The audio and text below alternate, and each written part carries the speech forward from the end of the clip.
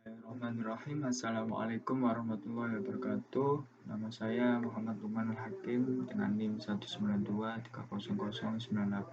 Di sini saya ingin memenuhi tugas UTS mata kuliah Hukum Lembaga Kepresidenan. Yang dimana di sini saya ingin membahas jurnal dari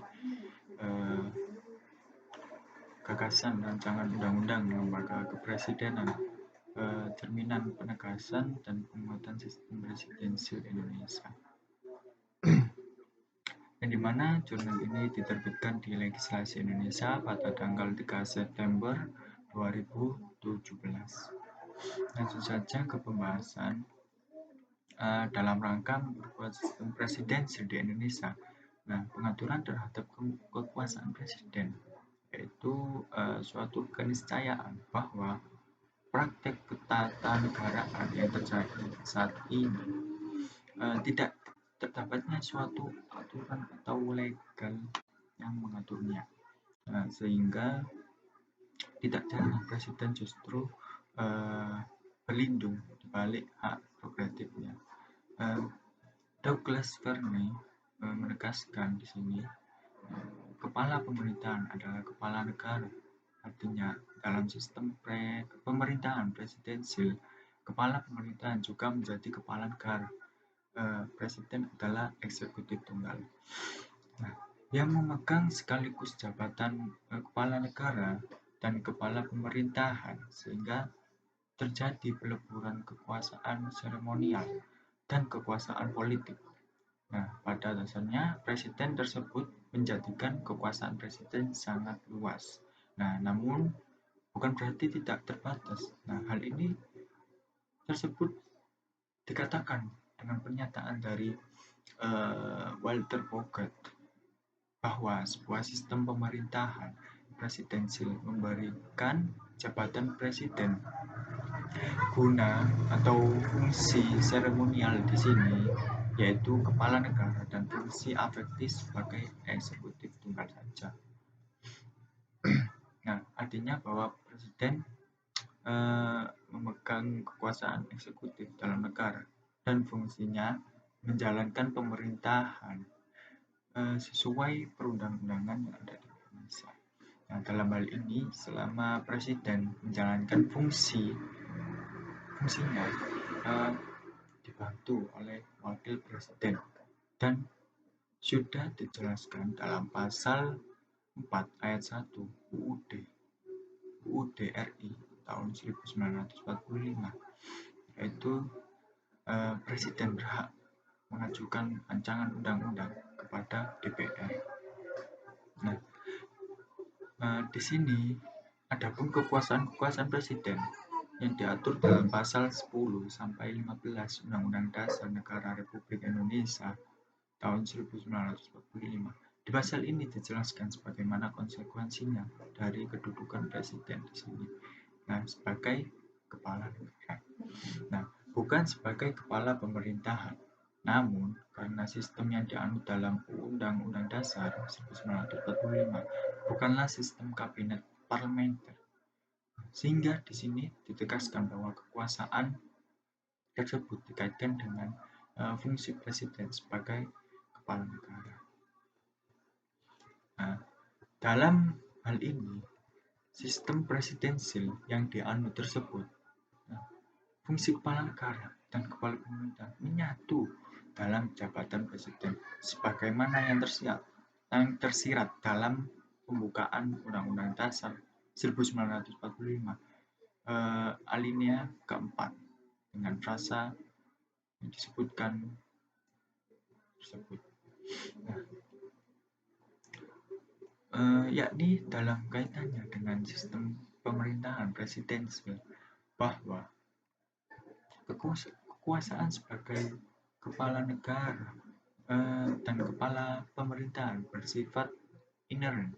Nah, di sini inherent yaitu artinya menyatu atau mengikat erat jabatan presiden Indonesia. Indonesia di sini menganut sistem presidensil sebagaimana ditegaskan dalam pasal 1 ayat 1 dan pasal 4 ayat 1 Undang-Undang Dasar 1945 Negara Republik Indonesia bahwa bentuk negara Indonesia yakni kesatuan dengan bentuk pemerintahan republik yang dikemas dalam bingkai negara Kesatuan Republik Indonesia yaitu NKRI.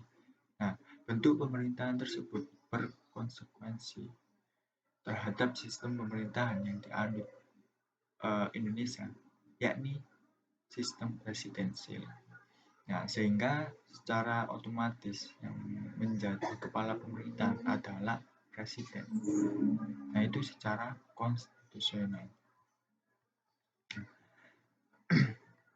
Dalam sistem pemerintahan Republik Indonesia menurut Undang-Undang Dasar 1945, meskipun ajaran-ajaran trias politika atau pemisahan kekuasaan dalam 3 bidang yaitu eksekutif, legislatif, dan yudikatif cukup mempengaruhi pemikiran banyak orang Indonesia.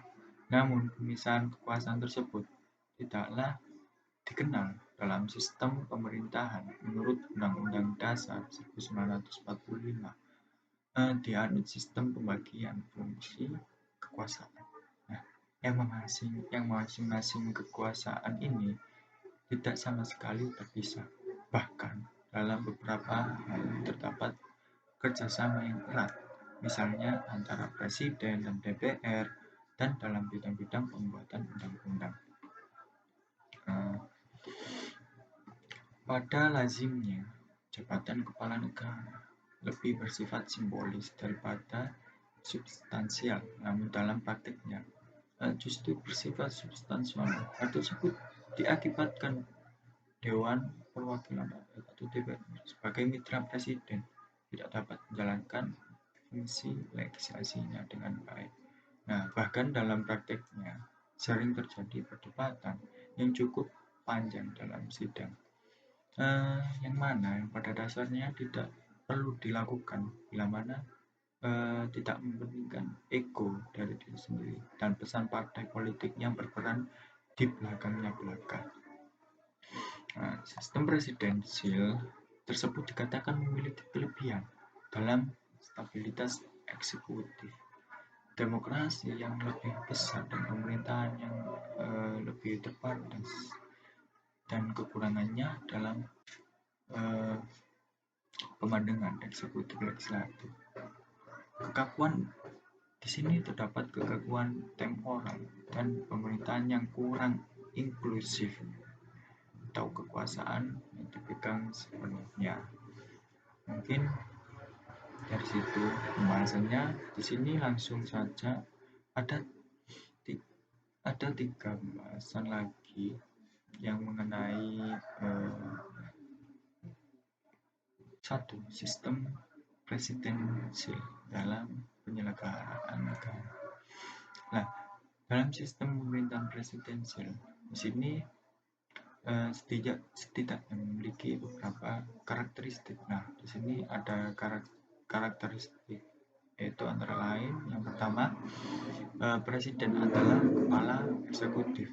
Nah, di sini yang memimpin kabinetnya, yang kesemuanya diangkat olehnya dan bertanggung jawab kepadanya. Ia sekaligus sebagai kepala negara.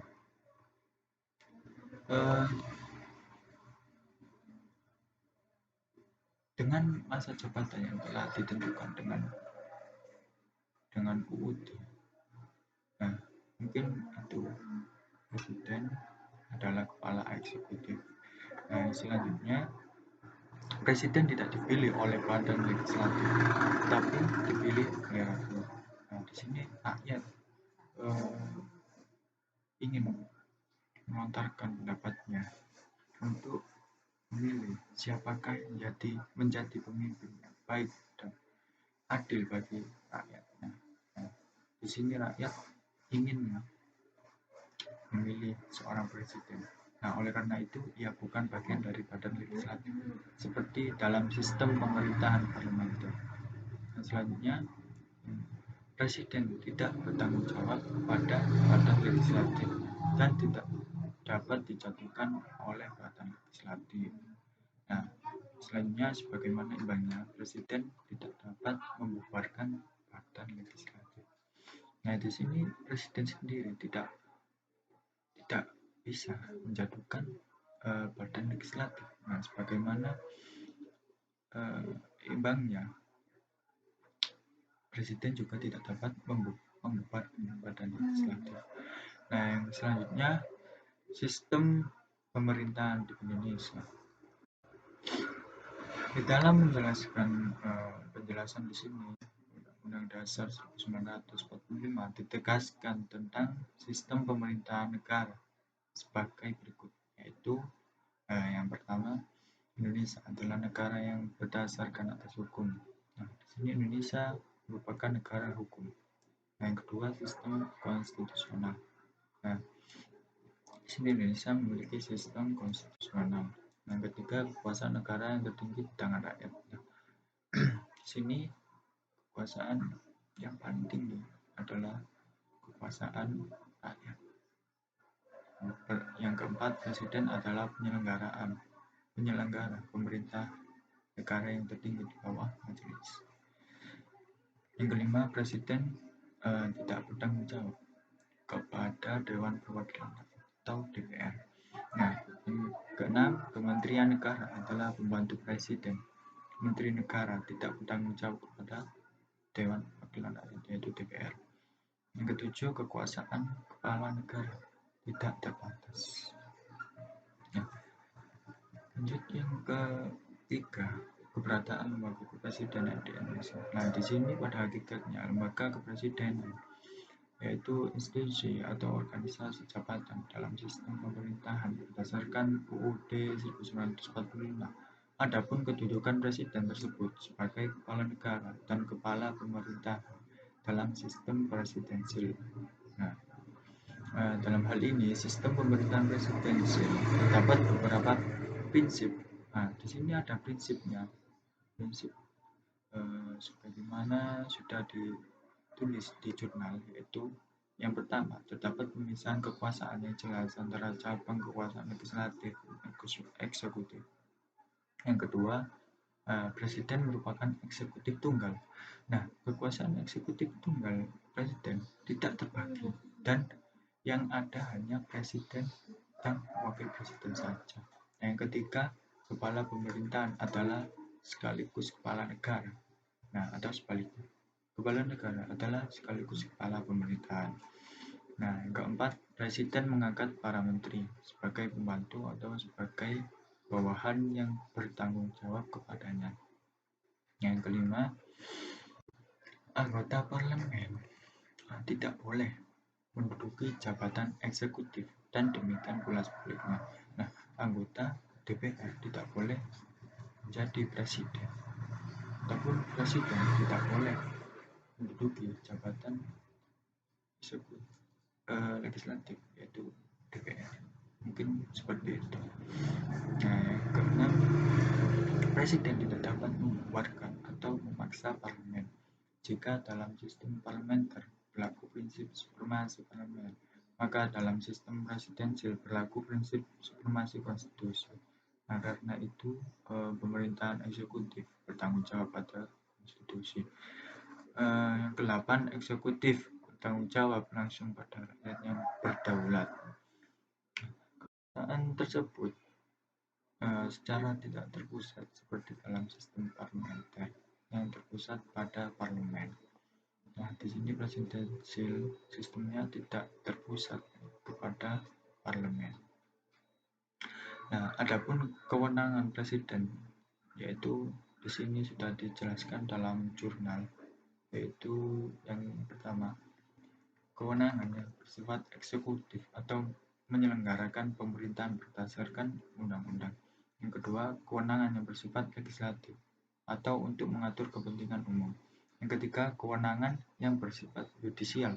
Nah, dalam rangka pemulihan keadilan yang terkait dengan putusan pengadilan, misalnya pengurangan hukuman, memberikan pengampunan atau penghapusan tuntutan. Nah, yang keempat, kewenangan yang bersifat diplomatik. Nah, di sini jelaskan yaitu menjalin hubungan dengan negara lain atau subjek internasional dalam konteks hubungan di luar negeri, yaitu internasional. Nah, yang kelima, kewenangan yang bersifat administratif untuk mengangkat dan memberhentikan orang dalam jabatan-jabatan kenegaraan. Nah, sedangkan wakil presiden berperan sebagai wakil yang mewakili presiden, pengganti yang menggantikan presiden, pembantu yang membantu presiden, atau mendampingi presiden. Namanya juga wakil presiden. Nah, yang terakhir di sini saya ingin memberikan tanggapan dan saran bagaimana dalam jurnal ini yang perlu saya tanggapi, yaitu yang pertama, perlu payung hukum dalam kaitannya dengan kelembagaan kepresidenan yang mengatur tugas-tugas dan mekanisme yang menjadi bagian dari membantu tugas-tugas khusus presiden dalam merancang sebuah kebijakan negara, sehingga mampu menciptakan dan juga menguatkan presiden dalam kerangka sistem presidensil. Nah, yang kedua,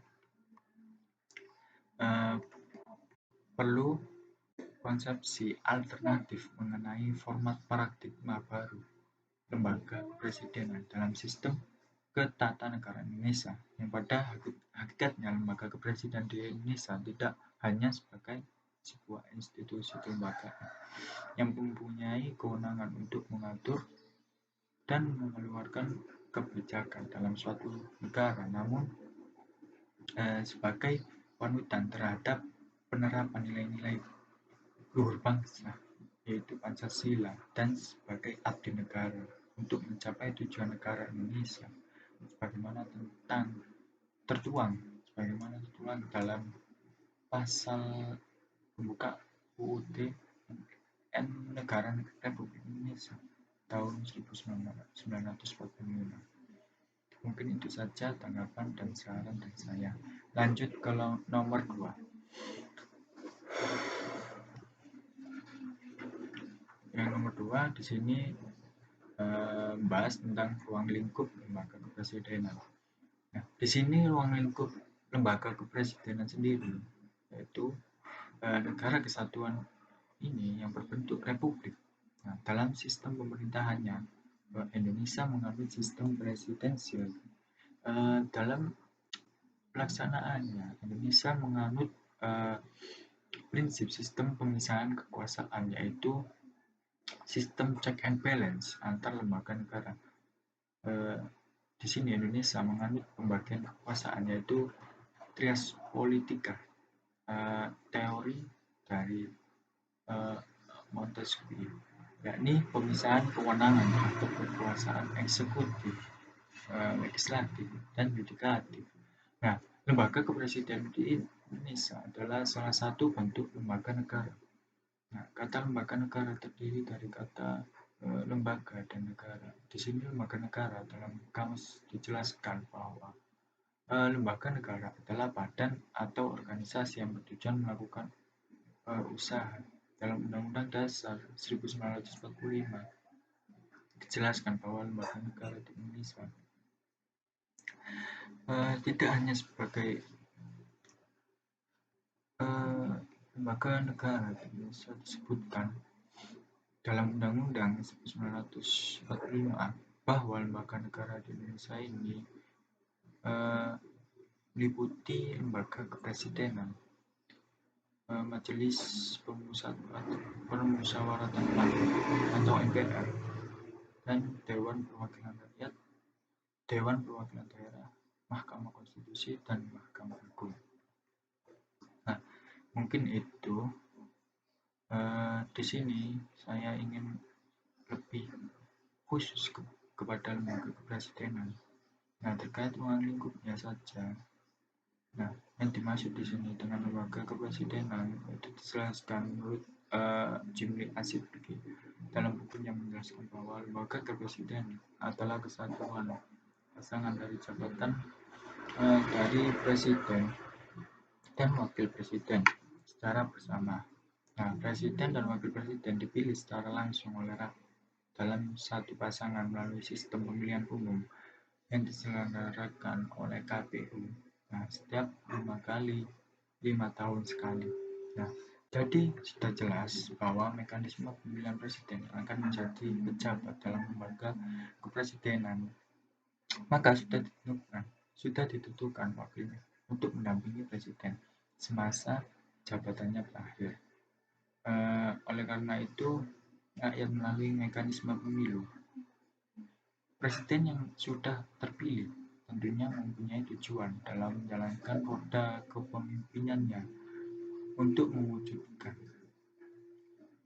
menjalankan bagaimana tugas-tugas negara yang telah diamanat rakyat melalui undang-undang dan menjalankan amanat nilai-nilai Pancasila tersebut sebagai presiden yang baik untuk rakyat.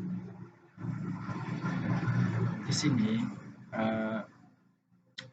lembaga kepresidenan yang ada di Indonesia yaitu Mahkamah Agung Republik Indonesia yaitu MA dan Dewan Pertimbangan Agung yaitu DPA dan Badan Pemeriksaan Keuangan Republik Indonesia yaitu BPK. Nah, mungkin itu saja dari penjelasan dari saya, itu mengenai jurnal, dan yang nomor 2 mengenai ruang lingkup lembaga kepresidenan itu sendiri. Mungkin kurang lebihnya mohon maaf. Assalamualaikum warahmatullahi wabarakatuh. Terima kasih.